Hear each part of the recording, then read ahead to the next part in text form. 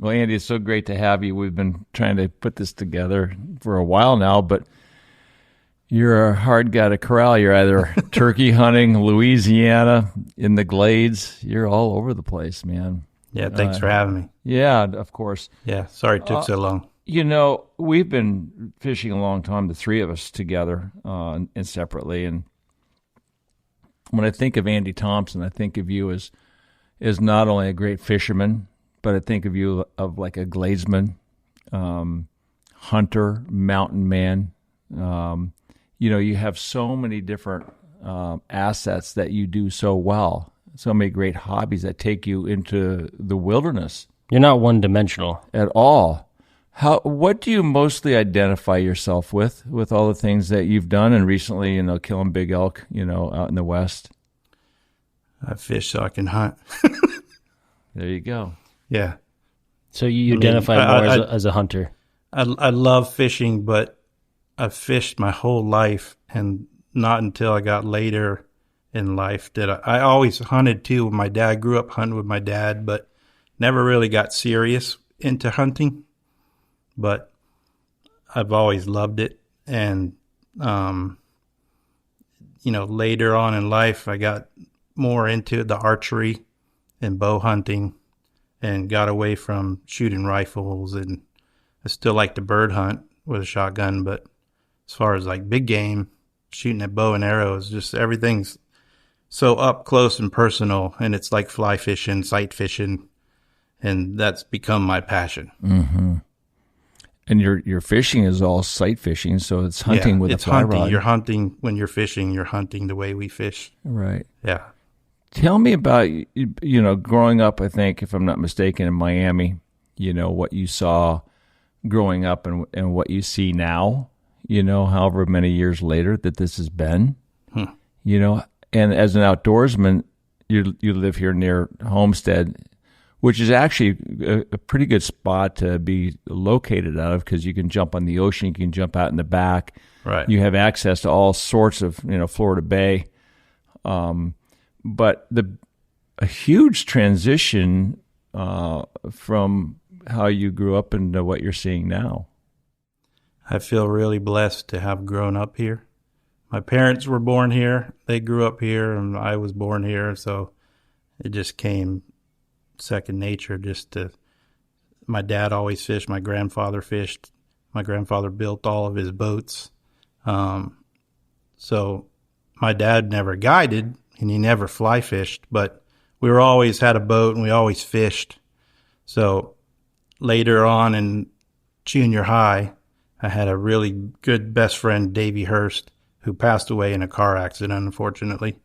But he and I started delving into the fly fishing aspect of fishing, and we tied flies. We learned how to tie flies, and his dad fly fished and had a skiff. He had a dolphin backcountry, 16-foot dolphin, and he would take us fishing. And then when we got old enough to drive, we would use his boat and we'd use my dad's boat. And go back further than that, before I could drive, I used to cut grass, and I had a John boat. My dad would take me to the boat ramp every day during the summer and drop me off. How old are you now at this point? Probably 9. Really? 10. And he worked for FP&L out at Turkey Point, so they had a boat ramp there. So he would take me and my buddy, and he would drop us off in the morning when he would go to work, and we'd spend the whole day running around Biscayne Bay in my John boat. Wow. No barracuda was safe. Was that the targeted species? Oh, yeah. But we started stumbling on bonefish, and we were like, see these things tailing and never know what they were. Like, what the heck is that, you know? And we get spooled. Back then you're throwing mono. We'd used to use 6 and 8 pound mono on spinning rods and throwing little white bucktail jigs. And you'd hook one of these big bonefish and they'd just dump you. You couldn't chase them. Right. I had a little trolling motor and a 6-horse Evinrude. And we didn't know what we were doing, but wow, that's how I kind of cut my teeth in the bay. How did you get your information? Like, how did you know how to tie flies? Was it the tackle shops, or was it the magazines? So back then, yeah, like there was Florida Sportsman was been around forever, and books like Old books like Stu App's old book, Fishing in the Florida Keys, that book. I can't even remember the other books, but Mark Sosin had some stuff, and just, I got into a fishing club and started learning from some other guys, and just What fishing club was that? the South Bay Anglers. Okay. So you were bit up with it. Oh, I was ate up with it. Yeah, I mean, back then, when I got into high school, like the fishing club scene was big in Miami. You had Tropical Anglers, a Rod and Reel Club in Miami Beach, a whole host of fishing clubs. And we used to go on outings to Flamingo with the fishing clubs, and some of them would compete against each other. You'd catch fish, and you'd try to catch certain fish on different pound test lines, and you'd get awards for that. And then you had the Met tournament. I don't know if you remember the Met tournament. Mm-hmm. And my friend, actually, that I was mentioned, Davey, he won the non-guided Master Angler Award in the Met tournament. Wow. And that's a big deal. That's a big deal. Yeah. Rob that was Fordyce, a big deal. I think, won it twice. Yeah, like that. that was and a big deal back then. He hangs his hat on that one, too. Yeah. Were you ever close to winning that one? I never tried. Yeah. Yeah, I never tried. But I had a bunch of awards for certain different line class awards for different species of fish in it. Mm-hmm. Yeah. Did you have a lot of heroes back in the day? You know, Flip used to live down the street from me when I was young, when I was like 10. He lived right down the street from me, and I never had the courage to like go up and knock on his door and like try to meet him. But he had airboats and skiffs and canoes in his yard, and I was like, man, this is cool. I'd ride my bicycle down the street going fishing. We used to fish all these canals around here and catch bass, and I never had the guts to go knock on his door and say, hey, mister, you show me how to do this or that, no, I didn't really. I just you're kind of shy. Yeah, you're still kind of shy. Did you ever tell him, when you got to know him later in life, about your youth and him living down the street? Yeah, and he said, yeah, you should have knocked. Next time come by. Yeah, you would have probably been lost for a week with him. That's the kind of a guy he is. Yeah. What was your fishing like back then? I can't even imagine how great. I mean, how many years ago are we talking? You're how old now? So I'm 52, and I've been guiding since 96 full time. Mm-hmm. And I started fly fishing in the 80s. Right. And the fishing was just insanely good. Like anybody could go figure it out because there were so many fish. They were everywhere. Did you ever get yelled at by Bob Branham or anybody? Bill Curtis, I got yelled at by. What happened? Where were you? What happened? So I was actually guiding at the time. This is years ago, and I don't know, 5, maybe 7 or 8 years before he stopped guiding. Mm-hmm. He liked to fish Curtis Point, Old Rhodes Point, which is called Curtis Point. And 2 mornings in a row, I beat him there. And the tide was right, and he'd come running out the creek, and you could just hear him over his engine screaming like, "Oh, God damn it!" Just mad that somebody's sitting there, And so the 3rd morning, I pull up to the boat ramp at Bayfront, and he's already there. He's got his guys on the boat, his truck's back down the ramp, and he sees me pull up. So he's in such a hurry to beat me, he backs out and leaves his truck sitting there running. And on the ramp. He drives away. And I'm like... You had to park his truck? So I parked his truck, got his keys, and I was actually going to Ocean Reef that morning to pick somebody up. And he had realized what he'd done, and he's coming back down the channel, and I pulled up, and I flipped him his keys. And I'm like, here you go. And I said, you can have it this morning. That's a great story. Good. That's a great story. Yeah. So he named Curtis Point, obviously. Did he? I don't know who named it. Somebody gave, because he loved to fish there. Yeah. But Flip will never call it Curtis Point. Yeah. He'll always call it, Old Roads. Old Roads. Yeah, he went in his later years, God bless him. I saw him one day in Oyster Bay, back when he had, the last boat he had was that Mako skiff, and it was yellow and white, and it's hard. He had a white push pole. You couldn't miss him, and he's coming like towards me, and I'm pulling, and, he's just like going to cut me off. And I'm like, hey, and he doesn't respond. And I can see his head's like down, like in his chest, like here, and he's got the push pole here on his chest. His head's down. I say, that guy's asleep. He was sound asleep, just like drifted, Poling, sleeping, and his angler was up there looking. Not what a do clue. you think? What do you think, Bill? Yeah, That is funny. my poor guy, man.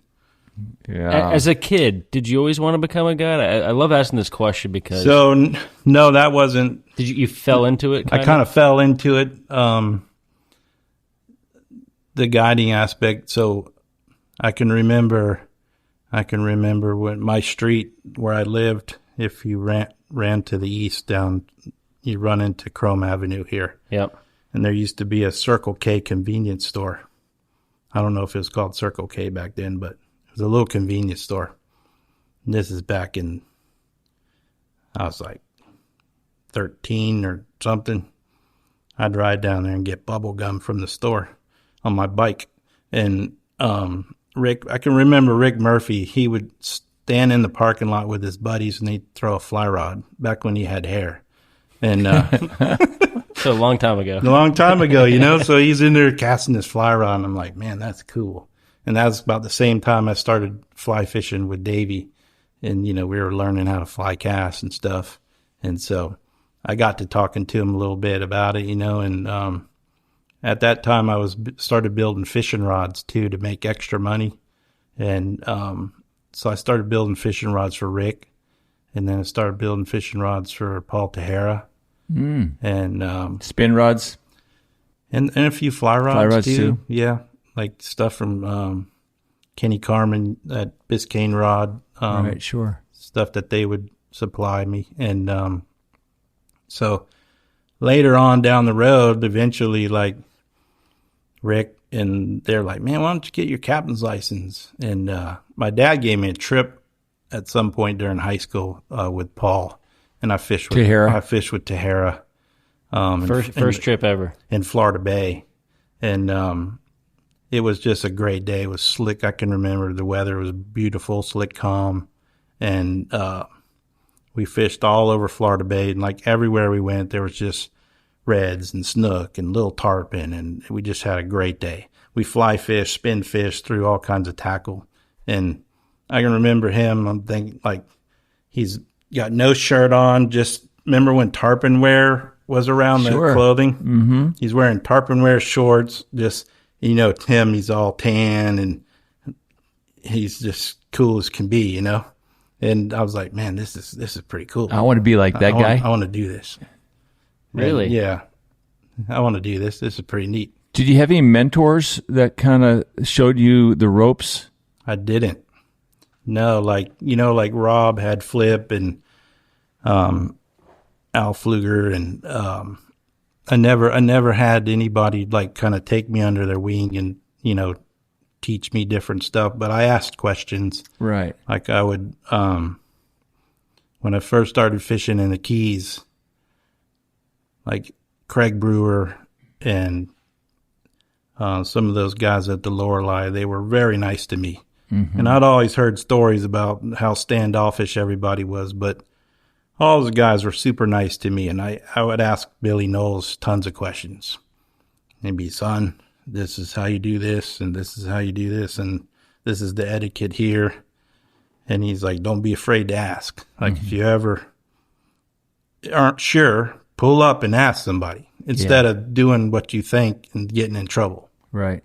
He was the commissioner for sure. I mean, but I see that with etiquette, you asked your peers. But did you have someone to converse with via spots and flies and more like granular stuff? You figured it all out on your own.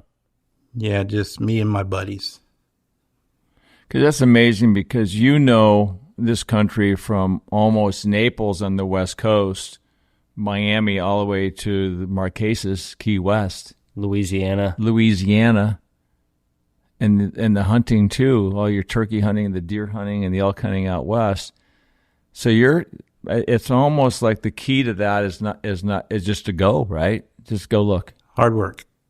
Just putting the time in. Yeah. I used to when like learning Hell's Bay, Lane Bay, all that, Watson, all that stuff in those little creeks and stuff, and like places that were hard to get to. I would just go little at a time, and then they started satellite imagery came out. There was a company called TerraServer, and you could print maps on your computer and print them out on photo paper.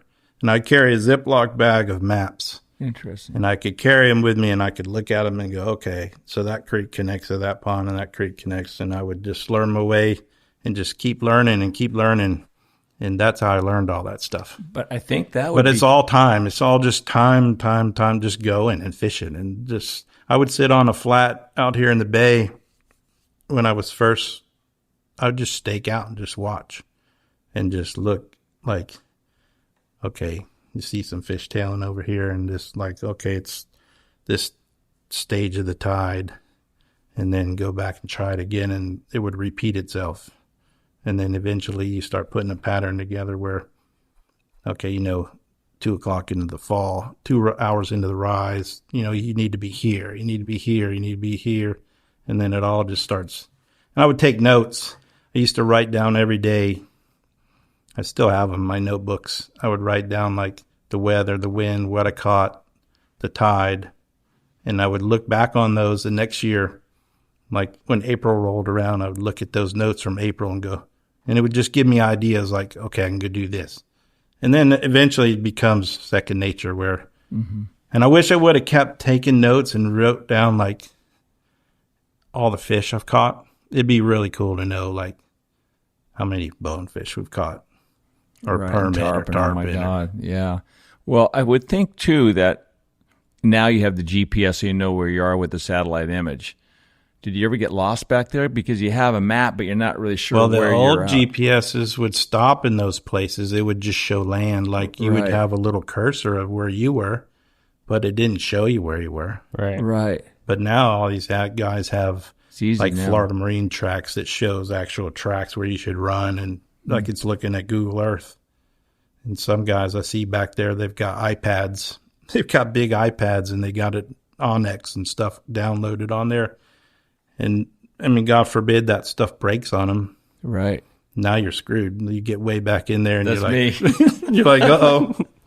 Yeah. Now what? Oh, I know. I get well, I don't go back there because I'm just too much of a scaredy cat, But the sad thing is, like, the fishing back there is not as what it still can be good, but, I mean, the salinity levels and stuff is so different now, and the grass has died, and, like, everywhere. Like, it's just...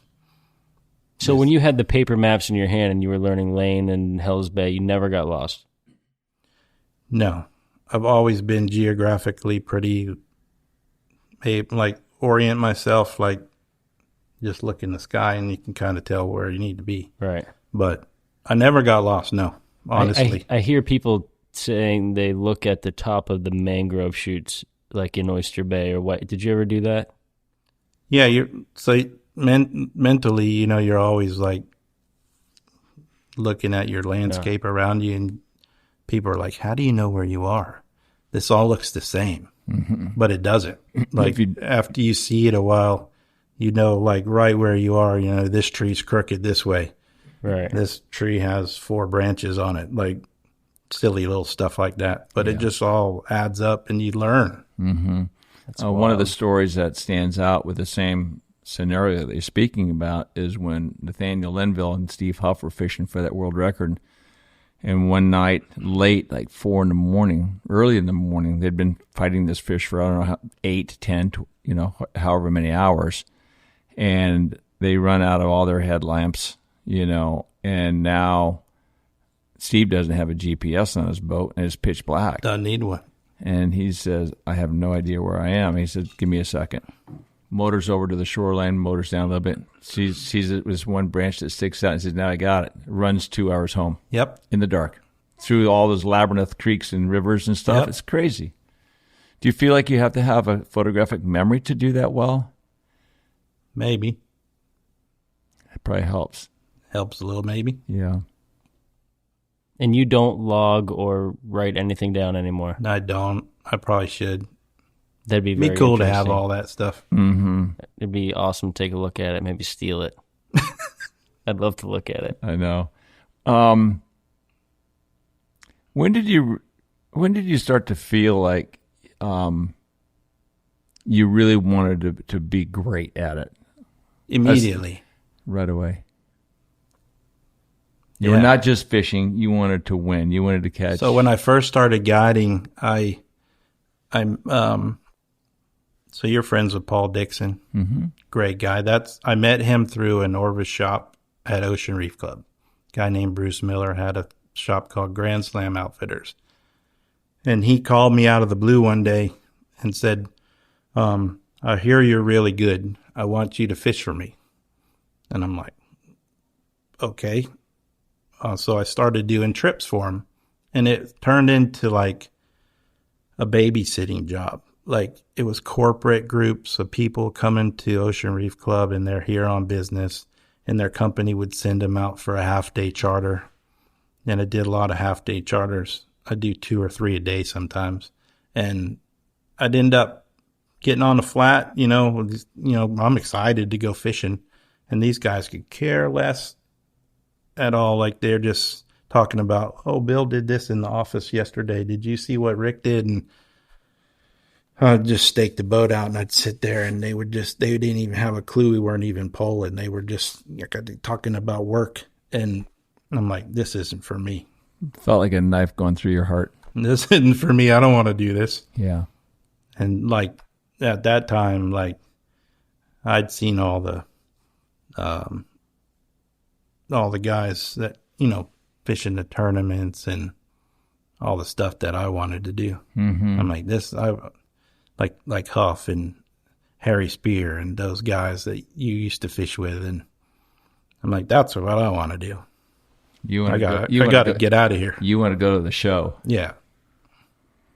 Was it hard to find the angler that could fit your type of fishing and be as passionate and as driven as you were?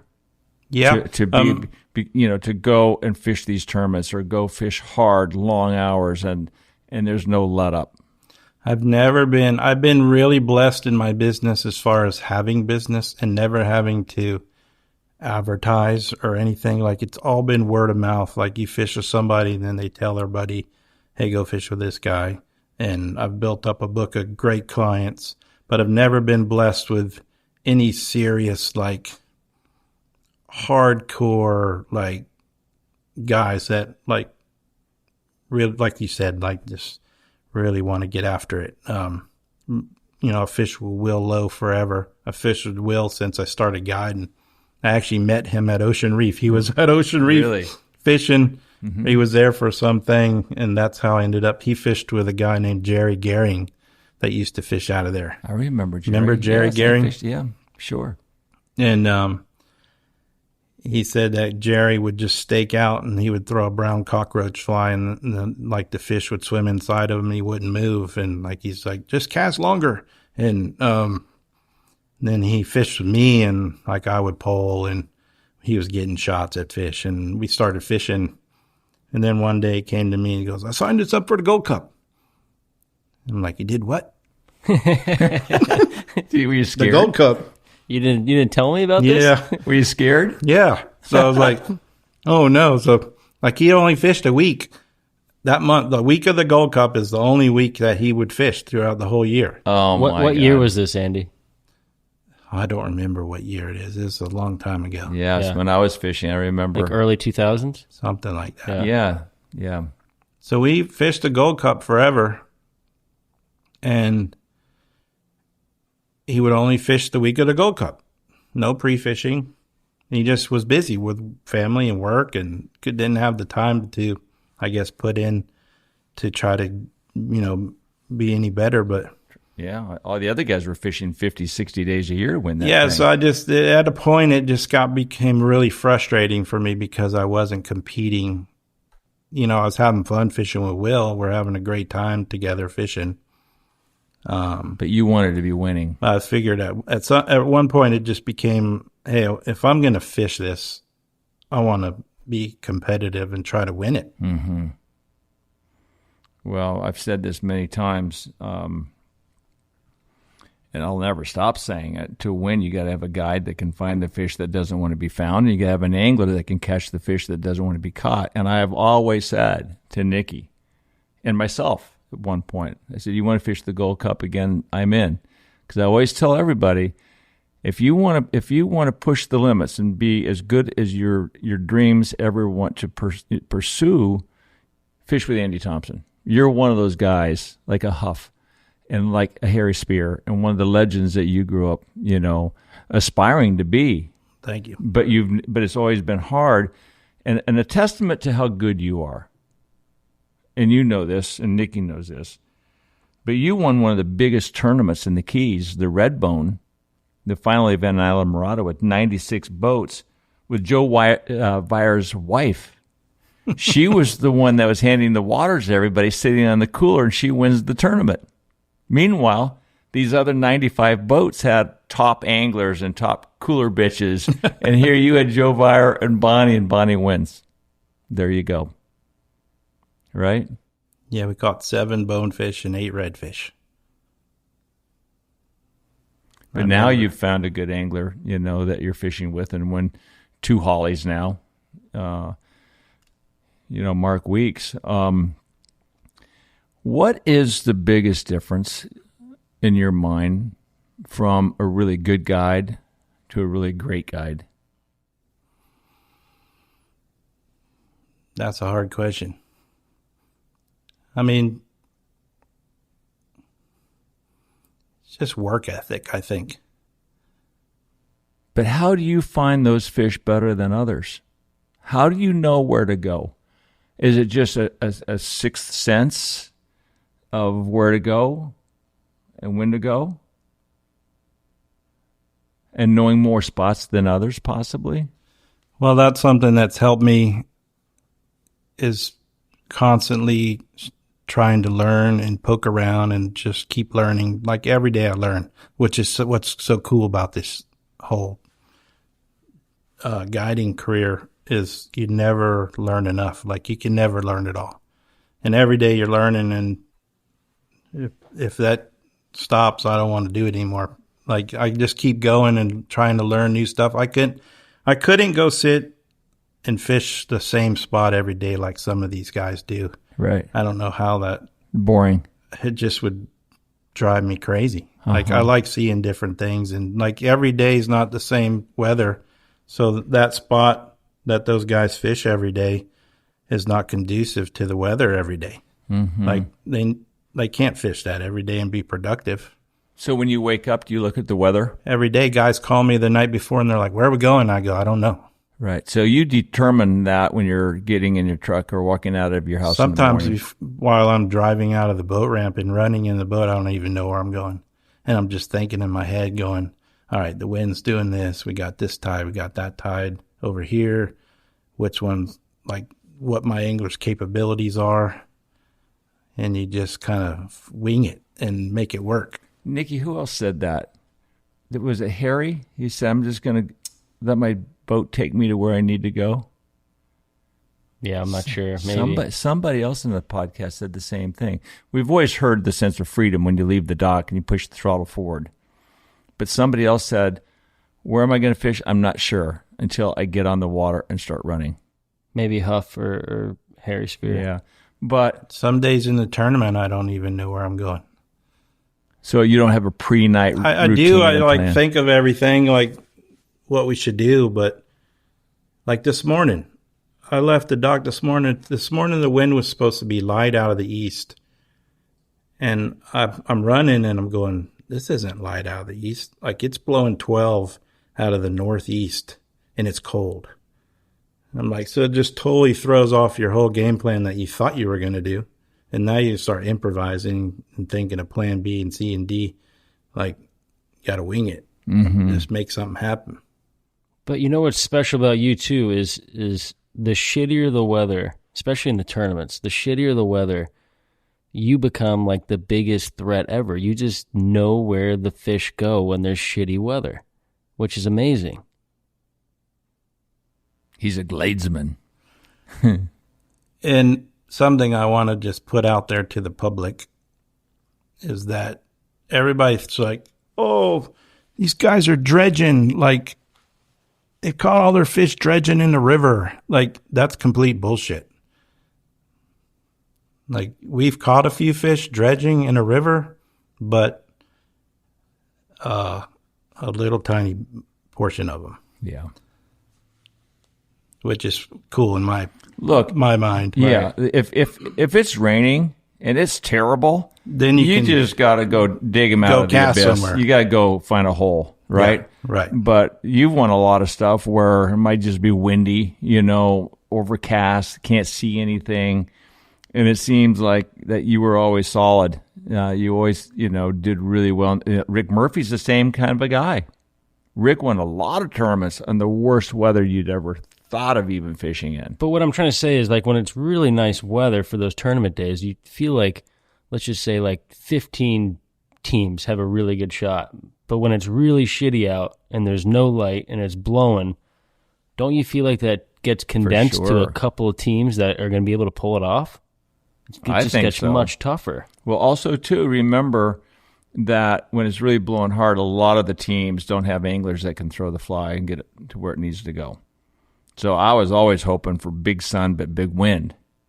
Fish bite better with the wind. It churns up the water, right. So they don't see the fly as well. Right. But a lot of anglers can't get it out there and get it in the right spot. So I was always cheering for that, but I hated the overcast, rainy days. And they're tough. They're tough. Really tough. Yeah, but the better guys that have a bigger variety in their arsenal, you always figure out how to get it done. And you're one of those guys. It's interesting to see, over the years, how so much of the past has remained the same. It's that consistency. Right now, I'm thinking too. Not only does your repertoire go from Miami to the Marquesas, when did you move to Louisiana and start fishing there? So Will Lowe, who talked about a minute ago, he grew up there, and he had a really cool old wooden cypress boat called the Mama Doll. He named it after his mom, and that's what they called her, Mama Doll. Mama Dog. Mama Doll. Oh, Mama Doll. Cool. Yeah. So he had this 50-foot Biloxi lugger style boat is what it was called, single diesel, and he always talked to me about going down there and doing these trips in the marsh where he would go duck hunting and red fishing, stay on the boat. So he invited me down there one year when it was the year before Katrina, I think. And we go, I fly in, he picks me up, we go get on his boat down in Venice. We go down the Mississippi River, go across the Mississippi River, and we go in a cut called Baptiste Colette. We go down this thing, we go down this little pass called Kimball Pass. And it's just low river year. It's in September. Crystal clean green water. We pull up and we're anchoring the boat, and we're on the roof of the boat. And here comes some redfish swimming down the bank. And he's like, check that out. And his skiff's on the roof. He had a davit with a crane that would lower his skiff off the roof. So he had I looked in his boat, and he had a spinner rod with a gold spoon. And I flipped the gold spoon off the roof and caught a redfish. And I was hooked. Like, we fished around, and everywhere we went, you could like take a blindfold and just run into a shoreline and start pulling, and there was redfish everywhere. No kidding. How long has this been? How many years that ago? was like 94, I think. Quite a while ago. And I was like, wow, that's cool. So I started going back and, just for fun. And then in 2010, when we had that real bad freeze, and all the bonefish died. I used to do a pile of bone fishing in Biscayne Bay mainly, in the Keys, but mainly Biscayne Bay. And a lot of my bonefish guys, they started getting tired of struggling and going other places. And then Joe Vire, who I fished in the Redbone series of tournaments, I fished with him September, October, and November. I fished with him 11 days each month for those tournaments. And he got a little bit of a dementia thing going on, and he basically couldn't come down and fish anymore. So my business was kind of fading off that time of year in the fall.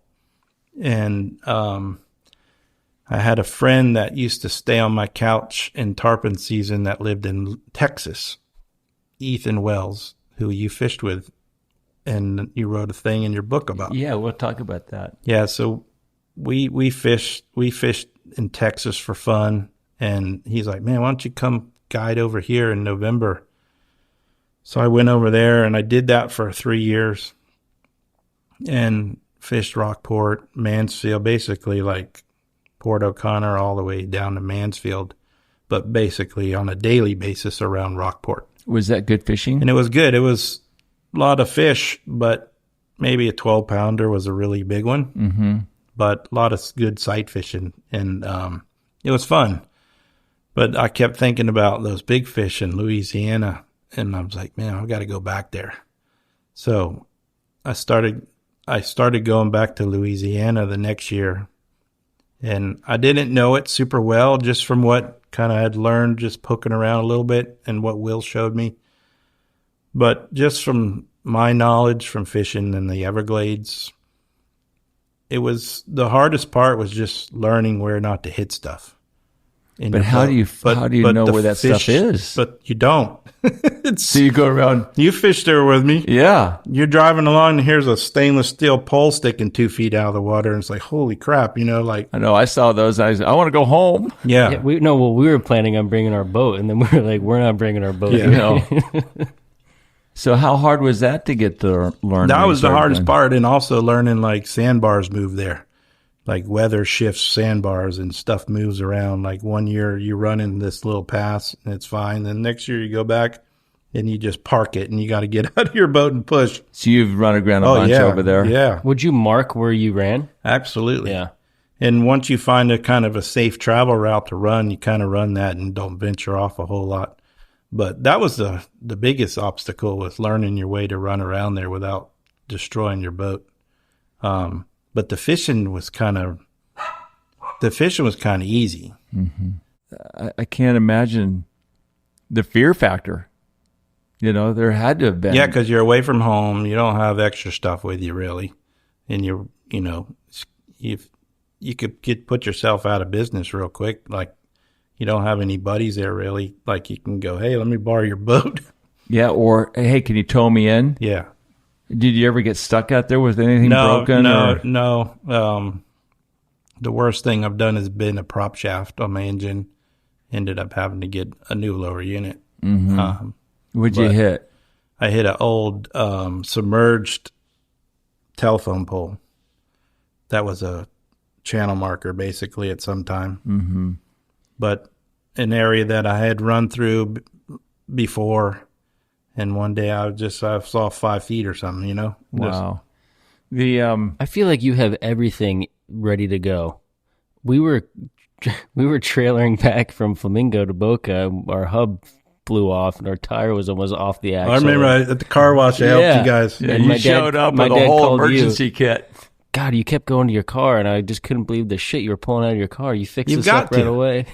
Like doing what I do on it every day, like you're fishing every day. You don't have time to call and go take your boat to the shop. You got to be able to fix all your stuff. So you got to have, and luckily for me, I can do all that stuff. My dad was mechanically inclined. His dad taught him. My dad's taught me. And I was just very fortunate. Like I know a lot of guys that just can't fix a thing. Like Really though, but I know I can. Well, I don't. I mean, we don't guide, obviously, but we just hold fish. on. You're for sure not Yeah. a guide. Let me get that clear. Yeah, right. Let's draw the line in the sand right here. But we don't fish that much, and I always have my boat, serviced before I come down, and right. my boat for the last 2 years only had 140 hours on it. You do that in 2 weeks. Yeah. So there you go. And if you did know how to change a hub or anything, it would take you about 2 years because the time it takes you to rig one rod to go fishing. Oh no, I'm the worst. 2 hours For me to get ready to go fishing. You have in the no Keys idea. For 6 weeks. It takes me probably 6 weeks to get ready to go. That's fine. triple I'm so checks anal. everything. Oh, I'm like, dude, let's fucking go. Have we ever left something home? No, but you can cut your time in half and still be But as I'm an old guy. Things move a little slower. Anyway, but the good news is because there's so many things to hit, there's probably not a lot of guys or people fishing over there on their There's own. a lot of guys fishing. Really? Yeah. Did you see a surge with COVID or anything like that? A little bit. Mm-hmm. There's a few guys from Florida that go over there, but skiff guides, like, there's not a whole lot of pressure over there from people doing what we do. Right. Sight fishing with a fly rod. It's mostly all bay boat guys, guys that want to fill a cooler full of redfish. Right. That's become an issue over there as far as, I don't know if you followed any of that stuff. yeah, the limit stuff and with the limits Are and they things. depleting the biomass over there? They've actually, I think there's an age class of fish that's missing now from the future brood stock. I think in the future here in a few years, I don't know how big of an issue it's going to play with the breeder stock, because there's a definite age class of slot fish that have been put in Ziploc bags over the last few years with all the pressure from the bait guys that kill fish. Mm-hmm. And they've finally changed. They hadn't had a limit change in 30-something years, and they finally have implemented a few regulations that are going to help things, where they eliminated the guide. Guide can't keep a limit on a charter, and then you can no longer keep a fish over the slot, which their slot was 16 to 27. Now they bumped the slot up to 18 inches. So it's just like our slot here. It's 18 to 27. Used to be able to keep 5 redfish a day. Now you can keep 4 a day. People were fighting for 3, but 4 is a win in my book, because, I mean, you're making some progress forward. And later on down the road, then we can fight for 3. Mm-hmm. But we need to get the ball rolling somehow to get something implemented to make some kind of change, because the way it was going, I mean, these guys are putting themselves out of business. They were having such a hard time catching a limit of slot reds that they started targeting the big bull redfish and killing the big breeder fish, right, because they could keep 1. So they got 4 guys on their boat, plus the captain could keep 1. So they're killing 5 bulls a day and throwing them on the dock. Oh my God! Just to have a limit of fish and have something to take a picture of. And didn't the CCA, they were not in favor of the new regulation? Or the CCA in Louisiana seems to be all about donor money, right, and how much money they can make at banquets and stuff. They don't do a whole lot for conservation, right? Yeah, in my mind, yeah, just from what I've seen, mm-hmm, it's unfortunate. And it just seems the whole system over there is just very corrupt. It's politicians and people getting their pockets lined with money.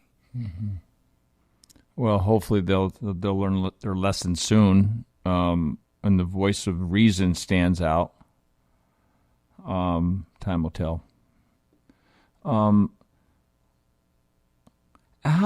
How'd you learn that area and adapt over there? We fished together. Nicky and I were over there. We got weathered out for a few days, and we started fishing. You took us to these amazing places like the Chandeliers. How did you get your reach extended over there? Just like here in Florida, go this little piece and learn that piece and just extend your pie? Standard mapping, satellite charts. Just looking at Google Earth and you're like just taking what knowledge you have just from fishing, all I've done here, and going, okay, that bank there, there's a channel there, that current's going to flow here. Those fish are going to end up coming down this bar, just poking around and just learning piece by piece and just putting the puzzle together and I keep learning stuff every time I go, every year. I bet the satellite imagery really helps because you can see all the edges and the sandbars and basins and bays. And it's disappearing rapidly too. Unfortunately, there's a lot of stuff that I used to fish that's completely gone now. Mm-hmm. Like doesn't even exist. It's 4 feet of water. Like that marsh is just going away so fast. Is it from the hurricanes? It's from the hurricanes and just erosion. You know, there's that roseau cane that kind of holds that bottom together, and there's a mite that came in on a ship, some kind of little bug that eats that cane and started killing the cane. So there's areas that cane died off, and once that cane dies, that root structure is gone, and that dirt just starts going away. And now it just turns into 3 feet of water, what used to be, you know, a big stand of that roseau cane. And it's a big acreage that's gone? Oh, absolutely. All over that marsh. Big time stuff. Are you looking at new places to fish? Over there? Yeah. Yeah, I keep poking around trying to find, but the area is only so big. Right. And there's only so much ground you can cover in a day. Mm-hmm. It's a big country where you saw that. Right. And how long are you down there? So you go there in October? It's expanded into more and more. My wife hates me for it, but I basically go mid-August through December now. Oh, wow. A lot of time. Are you seeing a lot of the other Florida Keys guys going over there? No. And it just kind of evolved into that from what I was telling you with the whole bone fishing scene. Sure. And looking for something else to fill my time that time of the year. Mm-hmm. And more people wanted to do it. Like the guys I fish with over there fish with me here, a lot of them. And they're like, you got more days. So it just started multiplying days. And then there's also some really cool stuff over there with all the nearshore rigs with snapper and cobias, and the tarpon show up over there. Oh, wow. It's not the same tarpon fishing like we do here. A lot of it is deeper water stuff where you just have schools of fish congregated in an area and they're rolling. You're throwing big spinning rods or fly rods? And lures on spinning rods. Nice. Yeah, it's fun. I love it over there, man. From our experience, what we were catching, to see those big 40-pound redfish coming down those edges. I always told everyone it was one of the best fishing trips I've ever took, especially if you're not a great angler. I mean, you can get rewarded every day. That's the thing about the redfish is they're so friendly, right. Angler friendly. You can get multiple shots, multiple casts. They see a fly, they eat it. Like it's not like you're permit fishing. Right. And he doesn't eat the flies. He's honest, he's going to eat the fly if you put it there. Yeah. Especially coming from red fishing and flamingos, sometimes those things can be pricks. You just drop your fly and they're tough. Right? Pressure. We hear so much about the bone fishing in the lower Keys coming back and a resurgence. What about Biscayne Bay? There's areas that it's the same, but the problem I see now is it's very localized. Like there's little areas that still have healthy bottom that are holding fish. A lot of areas in the bay have died, like the bottoms, something's different. Like there's a lot of grass loss, but there's also something with the food, I think. Like the food's not there because there's areas in the south part of the bay that have completely been taken off the map. Wow. Like there's no fish there. You'll see some permit in a few spots, but areas that used to historically have lots of bonefish, you won't see a bonefish at all. and it hasn't come back. In the areas that do have bonefish, they're just getting hammered every day. Mm-hmm. And like Adelaide and I were fishing a couple of days ago out there, and we were looking for a little tarpon because it was so windy on the ocean and we weren't seeing any fish swimming. So we went looking for some little tarpon in the shoreline, some little coves and stuff, and we got to talking, and it's kind of heartbreaking because like all those little spots always had fish. It was like a backup plan where like if you needed to do something and find some fish, you could go here and pull into this little pocket and there'd be 5 little tarpon laying there and you could get a shot and catch one. But now all those guys around Ocean Reef that fish there every day Killed it. They just have killed it because they've hammered it every day, like relentlessly. People would see me in a spot and they'd go there and they'd figure it out. And I tried to tell them, I'm like, look, you can't fish this every day. There's a snook spot that I used to fish that somebody saw me at. And I said, you cannot fish these fish, not even the same week. Mm-hmm.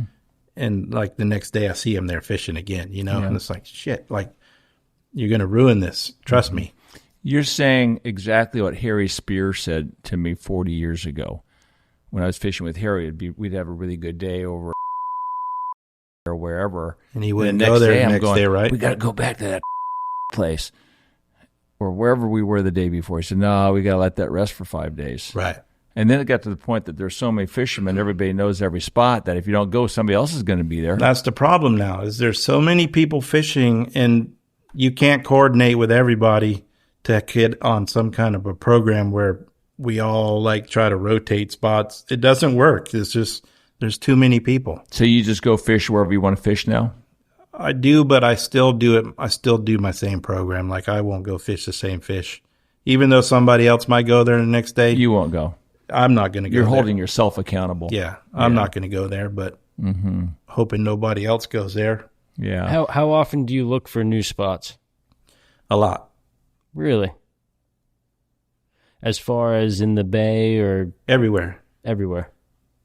As much as you know, you're still looking for a new spot. Yeah, and I'll tell my guys, I'm like, look, we're going to go fish this shoreline. I've never been here before ever. We're going to take an hour, and we're just going to poke around down this bank and see what we see. We got to keep looking. Like, how often does that recon work, play out?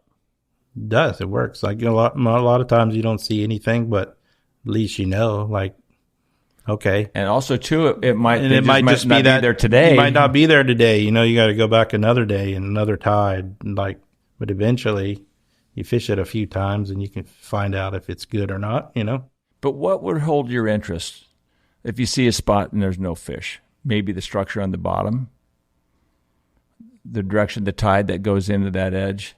Yeah, like just say, for instance, like all the stuff in the backcountry of Whitewater Bay and Oyster Bay and like all the stuff that we tarpon fish back there, there's a certain bottom that those fish like in a certain water depth. Like there's a lot of spots that all look the same, but that bottom's not the same on all those. You have to go put your push pole on the ground and pull along and look and see, okay, that bottom, it's got the right water. Like some places have a slope, where it looks good, but then you pull in there and the bottom slopes up to the bank and it's shallow. It's too shallow, So it's just trial and error, like looking. Yeah. Interesting. Harry used to say that too. Same thing. Every day I go look. My client might know I'm at a new spot, but I might go for an hour. Right. Do you get burnt out in the tarpon season at all?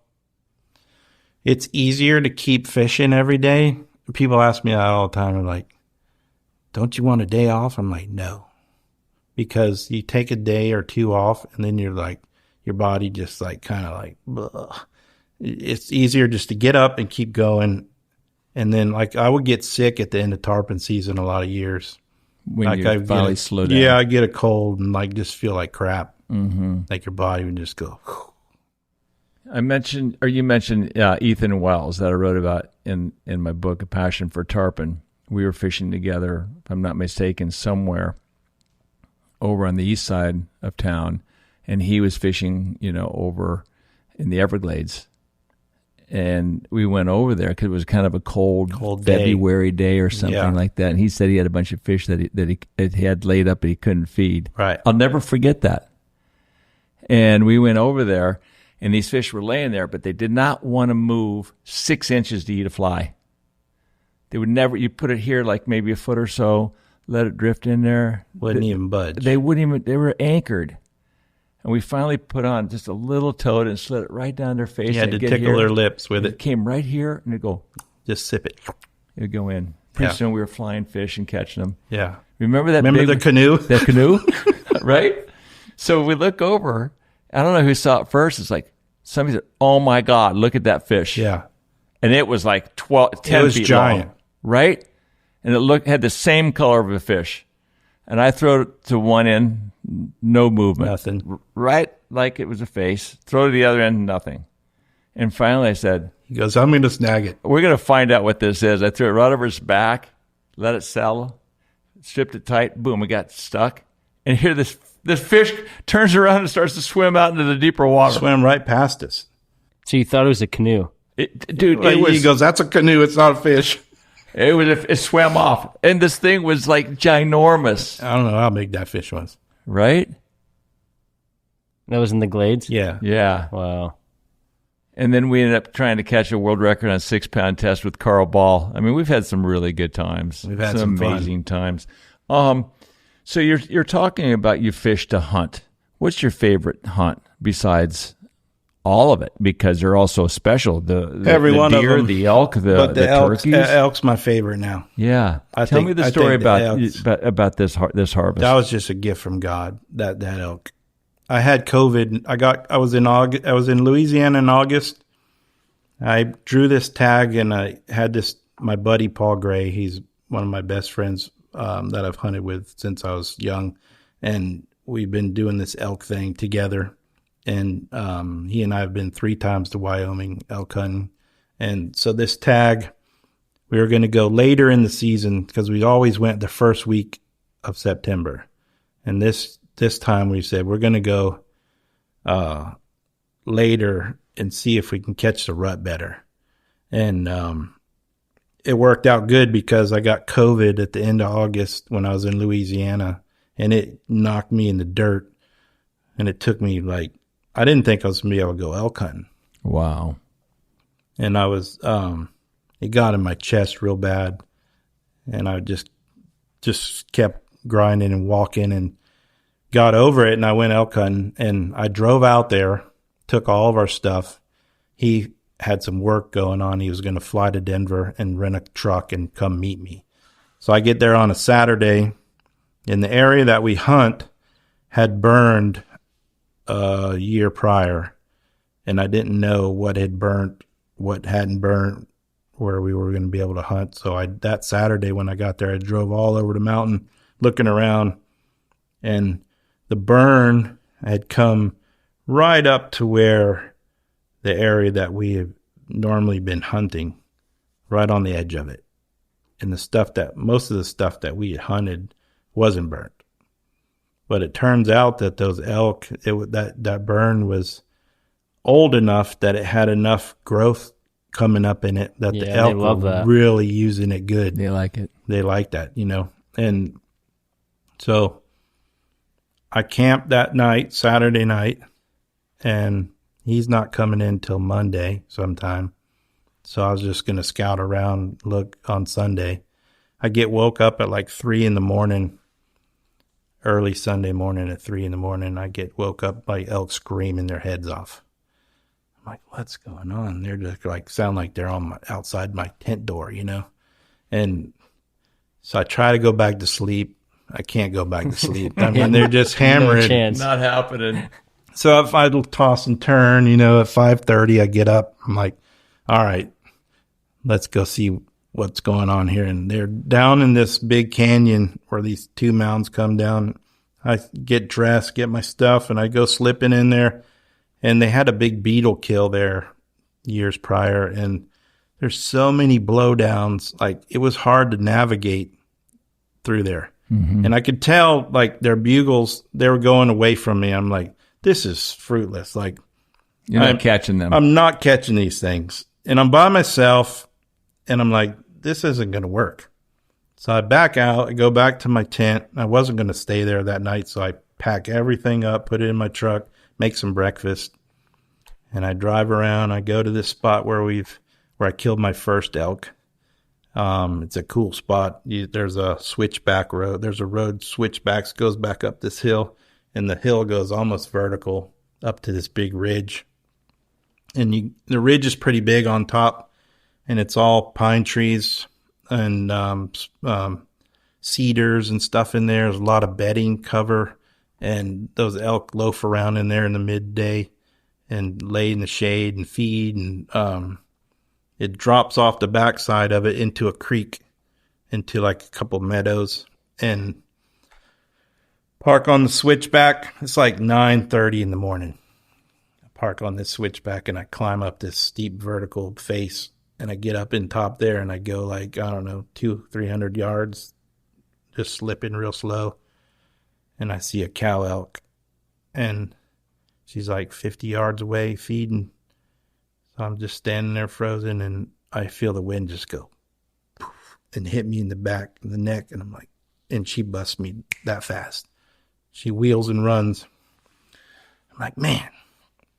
So like, I'm just standing there listening, looking, and 2 minutes go by, and I hear a bugle, and he's like pretty close, but he's, like off to my right. And so I start slipping, and I'm checking the wind, and the wind just going like, it's that mid-morning, the thermals, I'm like, this isn't going to work. Like, I'm not going to be able to get on this thing. He's just going to run out of the world just like she just did. This isn't going to work. So I back out, and I back out of there, and I go, and I find these two trails that intersect, and there's this perfect blowdown tree, and there's a big spruce kind of at the end of it. And I sit right up against that thing, and I got some cover, and I said, I'm just going to sit here and just wait, let the wind settle. And I laid my bow, my backpack on the ground, eating a granola bar, just hanging out. Is your bow still attached to your backpack? No. But all of a sudden, like 20 minutes goes by probably, and I'm hanging out there, and I hadn't made a cow call. I haven't done anything. I'm sitting on a log, and I hear footsteps, like something trotting, and I look up, and here comes a cow, elk, and a calf, and they're on a hard, fast trot, and they come blazing right by me, like 10 yards. I'm like, oh shit. So I grab my bow, and I knock an arrow, and I'm looking where they came from. Here it comes. Just tips of antlers coming. Comes up over this rise, and I got a cedar tree in front of me. Comes right behind the tree, snot's hanging out of his mouth, like he's all jacked up, like, where'd they go? And he's like looking, he's sniffing around, and he stops behind this tree, and got my bow arrow knocked, and I'm sitting there on this tree limb. Either way he goes, I got a pretty good shot at him. Right, broadside. Yep. So he steps out to my left, his right. He steps out around this tree. And as he goes to step around the tree, I draw, full draw, and I'm sitting there, and he comes out, and he's like 11 yards walking. And he was so close, I was afraid to stop him. So I just held it tight on his shoulder, and I let it fly. And it smacked him and went right through him. And he ran up. It kind of went up a little bit to my left, up on this little knoll kind of thing, and he went like maybe 35 yards, and he stops, and he stood there, and he looked back, and I could see where I hit him perfect. And he just stood there, and all of a sudden he just kind of got a little woozy, and I thought he was going to drop right there, but then he just goes on this death run, and he takes off, and he goes over the hill, and I can't see him, and I'm listening, and I'm like, it's like he's a ghost, like you can't even hear him run, and he disappears. I'm like, did that just happen? I'm like, no way. So good. So it's the first day I'm supposed to be scouting, and I kill this elk, and I sit there on that log and I'm just like, all right, I'm going to give him a little time. Get up, go over where I shot him. Don't see my arrow. I'm like, where's that arrow? I know it went through him. And I looked like 10 yards and the thing's stuck in a tree and it's just bright, painted red, like you painted with a paintbrush. Perfect. I'm like, all right, that's good. Go up the hill where he stood, no blood. Like no blood on the ground the whole way up the hill, no blood. And I'm like, uh-oh. I know I hit him good. Mm-hmm. And this thing's dead. And so I back out, come back down, looking around like, don't see any blood. So now you're thinking like, all right, do I give him some time? I'm like, no way, this thing's dead. He's stone dead. So I go back up the hill and I'm looking. I get my binoculars out and I'm looking around and it's kind of thick in there. And I could see where he ran. I could see his hoof prints. And if I start following him and I lose him like about 75 yards, I was kind of, there's like, just can't tell anymore where he went. But I know the direction he ran. So I just keep going that direction and I just would glass, walk 5 feet, glass, walk 5 feet.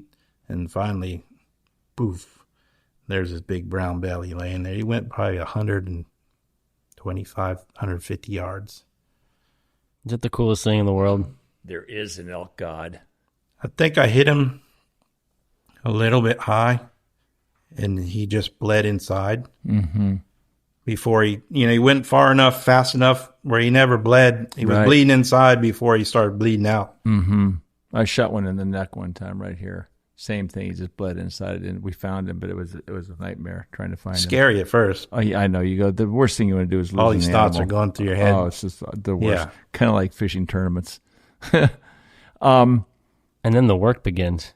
I'd do it all again the next day. Like just, it's so great. It's so good. Yeah.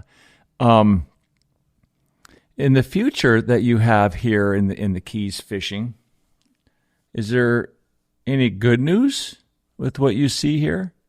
Is it sustainable? We still have great days, and I hate to be doom and gloom and like all this stuff with water conservation and all this Captains for Clean Water and everything that's going on. I don't know what's going to happen with it. There's just so many people on planet Earth and so many user groups trying to use the same resource and want water, and everybody wants their yard green. Everybody wants their golf course green. So they got all this fertilizer runoff, herbicides and pesticides, and I don't know. I don't know what's going to happen with it. It's sad to think about a lot of days. A lot of days I go fishing and it's hard for me to put a good day of fishing together. Mm-hmm. Like it's nowhere, the fishing is nowhere near what it used to be. Mm-hmm. But I mean, it's still good. Like, right. Still the good old days for the new people. Like but, the new guys, yeah. Like I hear these guys, like they're all excited, we had 6 shots today. I'm just thinking, buddy, if you just knew, like, and it's great that they're excited, but I mean, I just really try to like reset everything, reset the baseline, like Ruoff did last year. In the podcast, I asked him, "What do you do with so many people?" He said, "Look, I just have to remember it's a me problem. This is the new normal. I want to go fishing. I'm going to find my fish. You forget about the numbers what you used to catch. Right. Hook 14, catch 7, right. Catch 10, whatever. I don't even think like that anymore. If I catch 1 tarpon a day now, I'm really excited. And we might be able to find some good fishing and hook 7 or 8 and catch 3 or 4. I haven't seen that in a while just because of issues. But it's still really great. And remember, too, the same thing is happening with the elk herds in the West. Oh, everything. The biomass is getting pushed out of valleys. Everything. Too many people on bikes and hikers and backpackers and campers. Everywhere you look, the great outdoors is being pressured. Right. So we just have to find what we love. Right. It's something that we love. And dive into it head first. And you're still out there, you're having a great day with your client, who's a lot of these guys are family, like great friends. So you're on the water, you're enjoying each other's company, and like it's still the same game. Exactly right. But some days it's just not as good as it used to be. And some days you get lucky, and some days you crush them. And the thing is, it's got to be harder for you because you're the professional. You're there every day. Nicky and I, we just come in and out, every spring. So, kudos to you to be able to put on that great face every morning and go fish your heart out and try to show these guys a great time. That's the tough part about this job. Like you wake up and it's blowing north at 20, and you got some guy here that's excited, and God forbid he's never been here, never done this, and he's like wants to go have this stellar fishing day, and you're like, how am I going to make this work? Like, well, his expectations are so high. So he's high, paying $900 a day, and he's never done it before, and there's a lot of pressure. That's you've seen all these tarpon videos on YouTube and Right. Facebook and stuff. It's like, that's not today, buddy. So I've always said I've always told my friends, when you go for a good solid week to 10 days if you can, because there's a good chance you can find some good weather in that period of time. Right. It's the long game for sure. I have one last question for you. What would you say to a young person who's aspiring to be a new guide?